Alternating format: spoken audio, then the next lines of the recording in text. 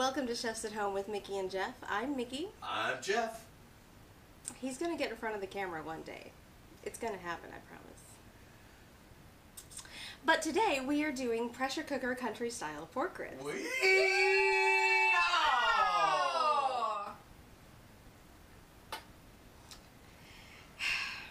be right back.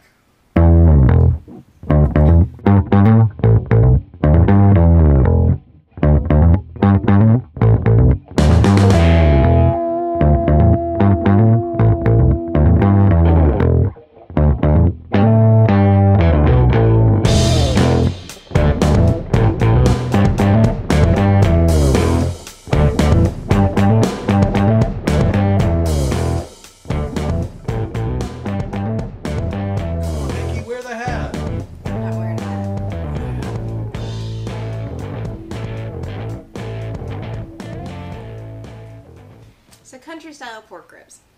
We usually find these on sale. I mean, they're cheap to begin with, but they're usually on sale, half off or whatever. So every time we see them, we buy them, stick them in the freezer so that we can do this dish, you know, anytime. This is our throwaway meal. It's so delicious and so good and so incredibly easy. It looks complicated because of all the stuff here, but it's so incredibly easy.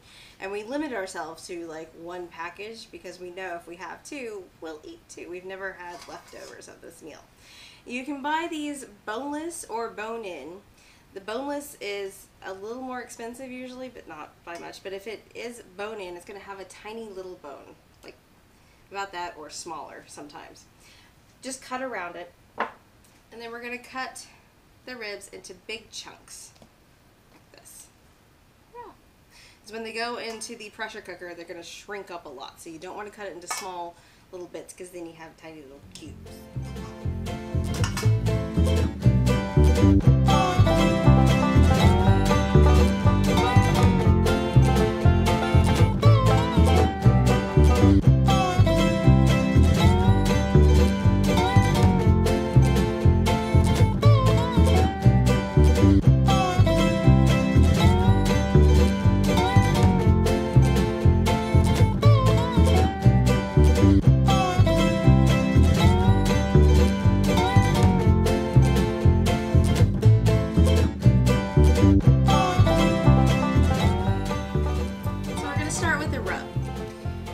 First we have a tablespoon of sugar. Now we use the raw unwashed sugar, raw washed sugar, but any sugar will do. Pork loves sweet, all right?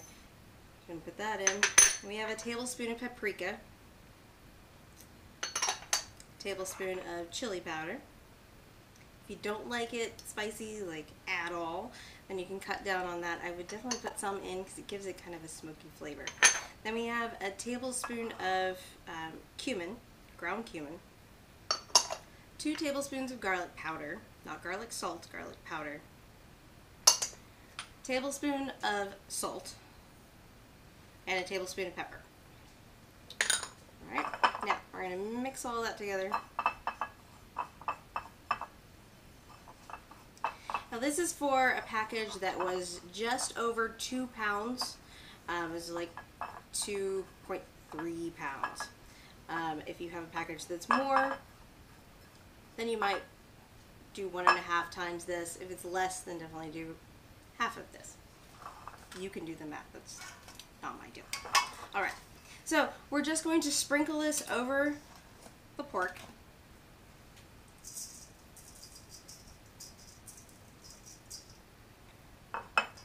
Give it a nice stir. You want it really coated. Sprinkle it, whoop, a little bit more. Now the rest that you see here, that's going to go into the pressure cooker. But the rest of the seasoning is going to season the sauce, the onions, and the apple that go in with it. So we mix it up. It's always nice to get your hands dirty. That's about as much as each piece is going to hold. Okay. So we're going to let this sit, get nice and cozy, and absorb all that flavor. Okay. Maybe 10 minutes or so, and then we're going to brown it. So we have our skillet on the stove. to sear the meat. Now you can absolutely do this in your pressure cooker, but searing loves space, which is why we use our cast iron skillet. There's nothing better than cast iron for searing, but it gives you a wider surface area to sear your meat. We have peanut oil. If you don't have peanut oil, grapeseed, canola if you want. We prefer peanut just because it tastes the way that we like it to taste. Spread it around a little bit. Now, please, whenever you're doing this, don't just say, oh, I don't need to sear my meat. I'm just going to dump everything in the bottom of my pressure cooker. Please don't do that. It hurts my heart. You have to sear your meat. It just simply makes everything taste better. Flip it over. I'm going to give it a minute and a half, 2 minutes per side.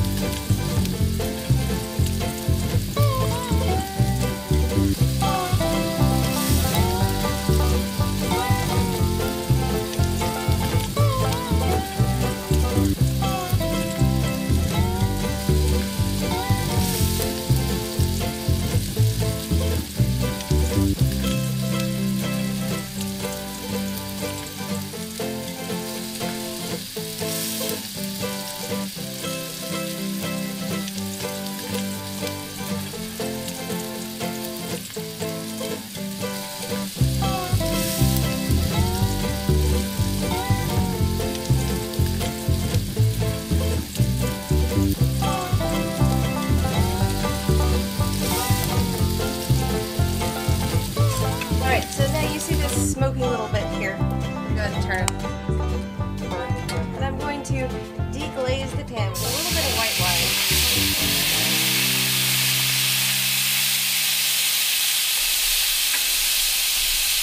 If you're doing this in the pressure cooker, same thing.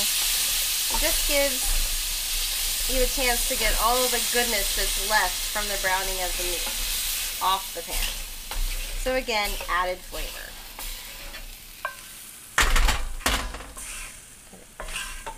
To saute our vegetables. We're going to go ahead and set it on the meat setting for 15 minutes. Now we have the Power Pressure Cooker XL, but it works just the same as Instapot or Cuisinart. It's all going to get to pressure. It's all going to make your meat nice and soft. So we've got it going. It's going to get warm enough, hot enough to saute. So we're going to drop in a little bit of peanut oil. Everybody says a tablespoon, but it's always a little more than a tablespoon, so maybe do a tablespoonish. Alright? Now we have 1 large onion, or 2 small, chopped into large chunks. Again, they're going to get soft and smaller as the pressure cooker cooks. Stew size, Jeff says. Pop that in. I have to stand on my toes because I'm really short. Now we have some crushed garlic. That's about 4 cloves in there. Drop that in too. You want the garlic in on top of your onions so that it doesn't sit down there and burn. So give it a nice stir in with the oil. You can kind of hear it sizzling now. So now I have 1 Granny Smith apple cut into rather large chunks. I'm going to toss that in. Give it a stir in. Now we're going to go back to the rest of our rub that we had and just sprinkle it in on top.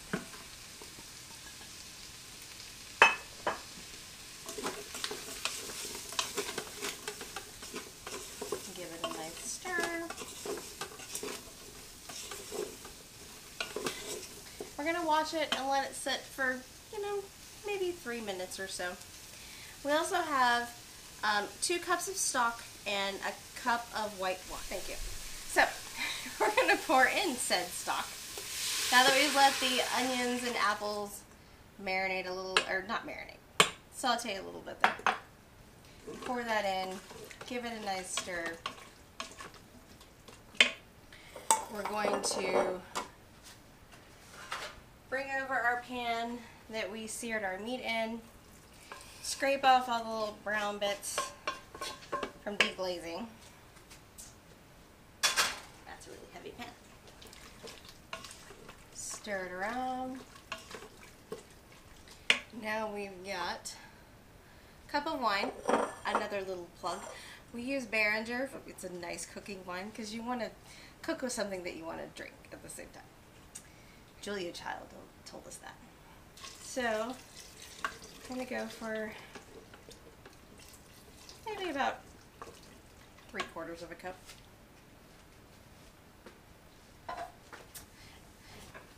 So now we have our meat.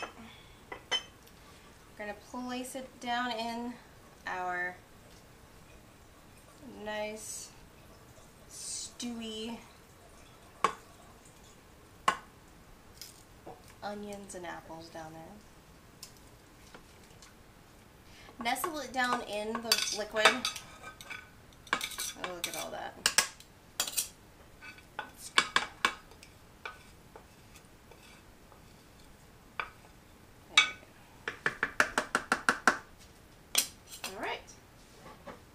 So we're going to do 15 minutes at pressure and a slow release for 8 minutes. Yeah. Nice time to have a glass of wine. Alright, so we're going to let it natural release for 8 minutes, which basically means don't touch it for 8 minutes, right? So I'm going to set a timer, and we'll see you then.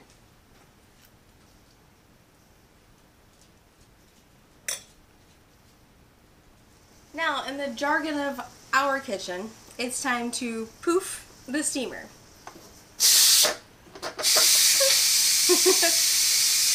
So now that the pressure is released,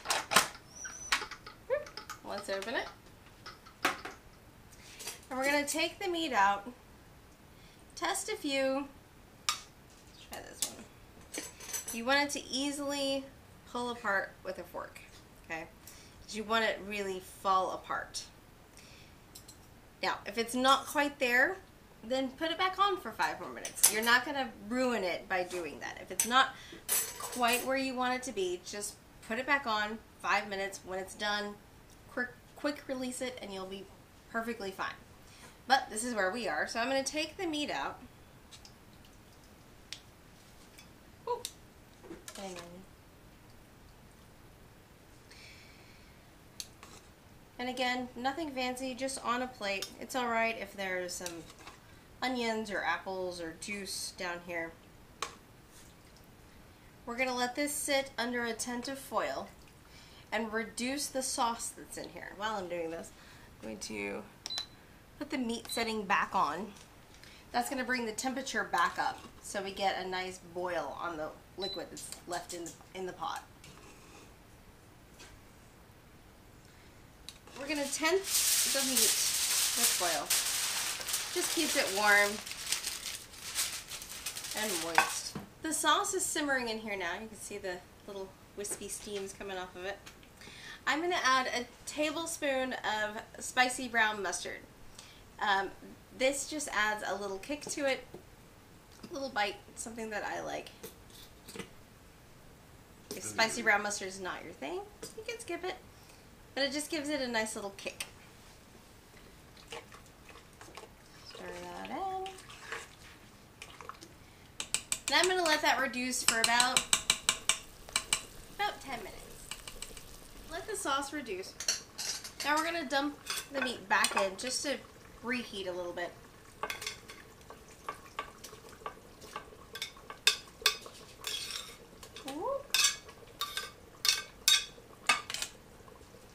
You're not looking for gravy consistency, but it is a nice thick sauce with a lot of flavor.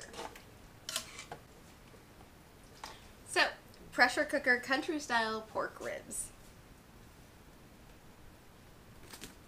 They're making me wear the hat. There we are. Now, this pairs well with mashed potatoes, or cauliflower mash is our personal favorite. It also goes well with a wide array of vegetables like roasted Brussels sprouts and grilled asparagus. You name it, it pretty much goes really well with this dish. It's simple, it's easy, and it's super, super delicious. So if you don't mind me, I'm going to go ahead and dig